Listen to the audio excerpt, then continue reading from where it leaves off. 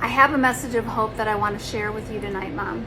I talk with a lot of moms who have lost themselves over the years and in the process of raising their kids. They find themselves parenting through resentment and exhaustion and frustration because their kids aren't becoming who they wanted or on some level needed them to be.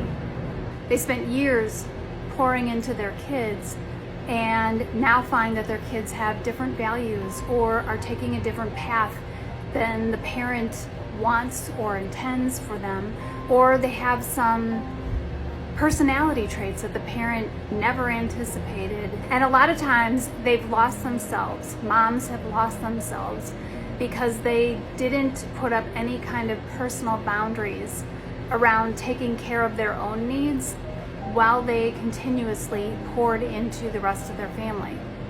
If this describes you, I want you to know that it's never too late to begin the process of putting in personal boundaries with your family, taking care of your physical and emotional needs, and building connection with your kids, no matter how bleak it looks or no matter how long it's been going on.